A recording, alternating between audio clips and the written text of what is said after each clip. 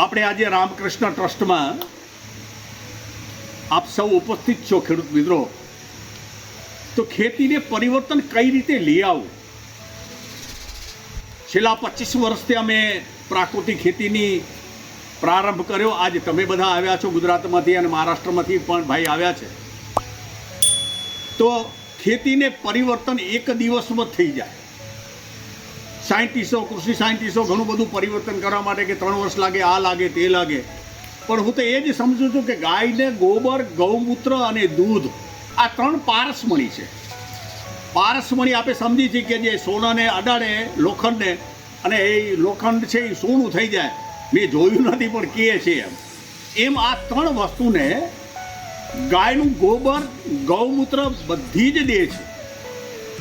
દૂધ તો પાકડી ગાય નથી આપતી, આપણે સમજી છીએ, પણ દેશી ગાયના, હું ગાયનું નામ લઉં એટલે દેશી ગાય છે. આપણે ત્યાં કોકરેજ ગાય છે, સૌરાષ્ટ્રની અંદર ગીર ગાય છે, બીજી અનેક ગાયો જે દેશી ગાયો છે. એ 3 પારસમણીની હું તમને વાત કરવા માટે અહીંયા આવ્યો છું. તમારી પાસેથી એગ્રોની દુકાને તમને આજથી ન જવું પડે. એ પરિવર્તન કરવા માટે આપણા ખિસ્સામાં કેમ પૈસા વધે, આપણો પરિવાર સુખી થાય અને ભણેલા ગણેલા છોકરાઓને, દીકરીઓને આ કામે કેમ લાગુ. પૈસા ગોતવા હોય તો ખેડૂતને ખેતરમાં જાય એટલે પૈસા દેખાય. અને એ મારા પરિવારથી સાથે હું તમને એટલા માટે કહી રહ્યો છું. વેલજીભાઈ ભુડિયા, આપ સૌને નમસ્કાર. આ પરિસ્થિતિ મેં પણ 1967થી મેં ખેતી કરી અને 13 વર્ષનો દીકરો હતો ત્યારથી એકને એક બાપાનો દીકરો ખેતીમાં કામે લાગ્યો. પણ હું મારા દીકરાઓને કહેવા માંડ્યો જ્યારે ભણીને સ્કૂલમાંથી આવ્યા 94-95માં કે દીકરાઓ ખેતીમાં પાપ બહુ થાય છે, માણસો ખાઈ ખાઈ મરી જશે આજે. તો આ પરિવર્તન કરવા માટે મને 5 વર્ષ લાગી ગયા. 3 દીકરા ભણીને બધા સ્કૂલમાં વારાફરતી બધા આવ્યા અને ખેતી મારી મોટી હતી એટલે ખેતીની જવાબદારી બધા મારી સાથે જ રાત દિવસ મહેનત કરે. પણ એ રસાયણ ખાતર નાખી અને રસાયણ દવાઓ છાંટીને જે ખેતીમાં નુકસાન થયું એ નજરની સામે દેખાતું. એટલું જ નહીં, હું શાકભાજી કરતો, સવારે દવા છાંટી અને શાકભાજી માર્કેટમાં જાય અને એ જ પરિવાર એને કચુંબર કરીને ખાય. તો એ પરિવારનું શું થશે? આ દિલમાં થતું હતું, મને દર્દ થતું હતું કે આ પરિવારની હાલત શું થશે. આ તો રોગા હોસ્પિટલ માળ બનશે. તો હોસ્પિટલો માળ અમારા ગામની અંદર એક જ ડૉક્ટર હતો, આજે કેટલા છે ભગવાન જાણે, એની ગણતરી નથી. તો આપણો પરિવાર જે છે, જે ખેતીનો ખાનદાન પરિવાર છે, એને પણ સમજવાની જરૂર છે કે સસ્તું ખાવાની કોઈ જરૂર નથી. ખેડૂતને ખેતરમાં રાખવો હશે તો એને પૂરતા એને વસૂલાતના પૈસા આપવા પડશે. આપણે કાર મોંઘી નથી લાગતી, કપડાં મોંઘા નથી લાગતા, બંગલા મોંઘા નથી લાગતા, ચશ્મા મોંઘા નથી લાગતા. ખાવાનું કેમ મોંઘું લાગે છે? પેટ્રોલ સારા પંપ માટે આપણે લેવા જાય છે. તો આ સ્થિતિ આપણી. તો આપણે ખાવાનું આ ઉકેડો નથી. આને સારા સ્વભાવ આપણે રાખવાનો, સારું વર્તન રાખવાનું. અને ત્રીજો નંબર છે કે આને સારો ખોરાક આપવાનો. તમે જુઓ, તમારો મનુષ્ય જન્મ ધન્ય થઈ જાય. તેમાં તમે ખેડૂતના દીકરાઓ છો. તો આ તમારી ખેતીનું ઉત્પાદન કઈ રીતે ખેડૂતોને ખેતરમાંથી પેકિંગ કરીને આપણે સારી રીતે આપણા ગ્રાહકને આપી શકીએ. ગ્રાહક મારો ને તમારો ભગવાન છે, સમજી લેજો. એને ઈશ્વર તરીકે હું માનું છું. મારું કાઉન્ટર છે ત્યાં, હું ભુડિયા ફાર્મની અંદર, હું છોકરા છે, મારા સ્ટાફ છે, એને બધાને એ જ કહું છું, તમારે ત્યાં ગ્રાહક તમે કોઈ પરિવર્તન નથી કર્યું. એકલા માણસો અહીંયા આવે, કોઈને પત્રિકા નથી દેતા, છતાં તમારું ગ્રાહક લેવા આવે છે. એ મારો ઈશ્વર છે, તમારો ઈશ્વર છે. આને ધ્યાન આપવાનું. તો એ ખાનાર ભગવાન છે આપણો, એટલામાં સમજી લેવાનું. એના બેઠેલો અંદર આત્મામાં એને પણ દુઃખ ન થાય એ પ્રકારનું અનાજ, શાકભાજી, ફળ ફૂલ. અને આપણી જવાબદારી બહુ જ મોટી છે. એટલે હું બીજથી તમને પટનું દેવાનું કહું છું. આજે બીજનું પટ કઈ રીતે દેવું, એ બીજની એટલી બધી તાકાત વધી જાય છે. એ મુદ્દો મહત્વનો છે. કોઈ બી બિયારણ હોય, તેલીબિયાનું હોય, બટેટાનું હોય કે શેરડીનું હોય, આ બધેને કામ આવે. છાણાની રાખ અને ખાટી છાશ, તાંબાના વાસણમાં રાખેલી ખાટી છાશ, હું 5 જ દિવસથી વધારે કહું છું. 5 દિવસની છાશ, એટલે એની અંદર ખોટા કીડા ન પડે, નહીં તો તમને મજા નહીં આવે. 5 થી 7 દિવસ આપણે લોટામાં રાખવાની ખાટી છાશ, પણ પાતળી નહીં કરવાની, ઘાટી રાખવાની. 1 લીટર બરાબર એને 1.5 લીટર પાણી નાખીને એ છાશ રાખવાની. એટલે થોડું બીજ ઉપર એનું ખટાશ ભેરી થાય, થોડું જાડું થાય. એટલા માટે પછી એ અડધા લીટરના માપની અંદર 15 થી 20 ટીપા આકડાનું છીર નાખવાનું. હું અડધા લીટરનું માપ એટલા દઉં છું. તમારી મોટી ખેતી હોય તો એ પ્રમાણે તમારે કેટલા કિલો બીજને કે શેરડીના બીજને કે બટેટાના બીજને આપણે કેટલી છાશ જોશે એ માપ મેજર આપણે કરી લેવાનું. કહેવાનો વિષય કે એ જ્યારે આંકડાનું દૂધ એક દાળ કાપી આવવાની, દાળ કાપીને તમે લોટાની બાજુમાં લઈ આવો, તાંબાના લોટામાં જમાવાનું, એની અંદર ટીપા પાંદડું તોડતું આવો ને છાશમાં બોળતું આવો એક ટીપું થશે.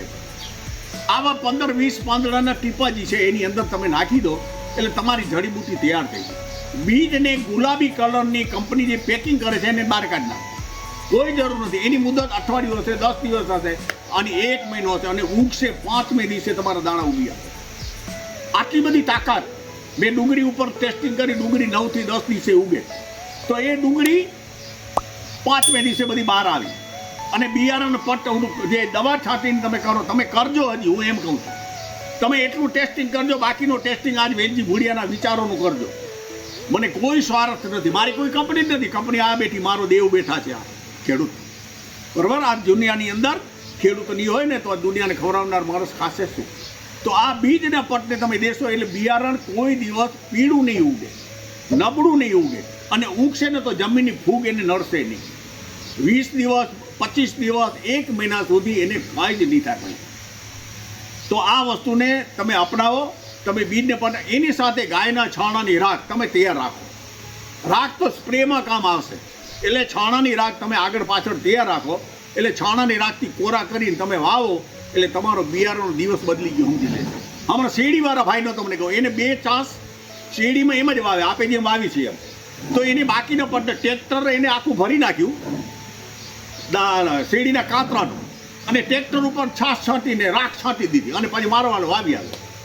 અને પછી મને ફોન કર્યો, મને કે આ શેરડી વખેડ્યું રહ્યું હમણાં, ઓલા 2 ચાંસ છે ને એ પારા ચડવા છે, બાકીને પારા ચડવા જેવી શેરડી થઈ ગઈ. તમે જુઓ એનું પરિવર્તન. અને શેરડી લીલી છમ. મને ફોટો મૂક્યો એને. ત્યારે આપણે એમ થાય કે આ શેરડીમાં આટલું કામ કર્યું. બટેકા તમે વાવતા હશો તો બટેકામાં કાળી ફૂગ આવે ને પછી બટેકું બાશ કરે, મોટું થાય દીધી, એ આવશે જ નહીં જિંદગીમાં સાહેબ. પછી કોઈ બી પાક ઉગી ગયા બાદ 15 દિવસનો થાય કે 2 દિવસનો થાય, કોઈ વિચાર કર્યા વગર કોઈ બી કપાસ તમે અત્યારે વાવેતર થઈ ગઈ ને મોટો થઈ ગયો, મગફળી વાવીને જેવી ઉગી જમીનમાંથી એક દૂધ ગોળનો તમે સ્પ્રે કરી દીધો. એનો એક પંપનો તમને માપ દઉં, 15 લીટરનો પંપ. એમાં 250 ગ્રામ દૂધ, દેશી ગાયનું તાજું દૂધ વાપરજો, ગરમ કરેલું નહીં, કાંઈ નહીં કરતા. અને એ દૂધને તમને કદાચ એમ થાય મને કાલે સવારે મારું દૂધ પૂરું નહીં થાય તો બોટલની અંદર તાજું ભરી અને સાંજે તમે બરફના ખાના મૂકી દેજો એટલે દૂધ બગડશે નહીં. એ દૂધ ચાલશે. બાકી રાખી દેશો ને તપેલીમાં એનો પાવર ઓછો થઈ જાય. ગાય દોયા બાદ તમે તરત જ એ બોટલમાં ભરી દો પાણી, જેમ પાણીની બોટલમાં, તો તમે એ દૂધને તમે બોટલને ઊભું રાખી દો, દૂધ બગડશે નહીં. એ દૂધ તમે વાપરજો. માખણ ઉતારતા જ નહીં. એ દૂધ 250 ગ્રામ, 100 ગ્રામ ગોળ, 250 ગ્રામ એની અંદર ગૌમૂત્ર, એ તાજું કે જૂનું ચાલશે. પોદરો છે ને, પોદરો ગોબર આપણું, એ 250 ગ્રામ. અને છાણાની રાખ 10 થી 15 ચમચી એટલે 1 દોથો આટલી એ નાખી અને 1 પંપનો એનો માપ થાય. દૂધ, ગોળ અને ગૌમૂત્ર એને ડાયરેક્ટ નાખજો પંપની અંદર. અને છાણાની રાખ અને છાણ આને તમે હલાવી નાખજો બાલદીની અંદર. 5-10 લીટરમાં નાખી ગાળી 2 વખત અને પંપમાં વાપરો એટલે તમને કોઈ કચરો આડો નહીં આવે. ઓલું ડાયરેક્ટ તમે નાખી દેજો. કહેવાનો વિષય કે આ બધો તમે સ્પ્રે કરો એટલે 20-25 દિવસ કોઈ રોગ જ નહીં આવે. બરાબર. આ બિયારણ પટ અને એ દેવા માટેનું પ્રથમ પગલું મેં તમારા સામે રજૂ કર્યું. બીજું પગલું હું અત્યારે તમને કહું છું કે એ જે વિષય છે એ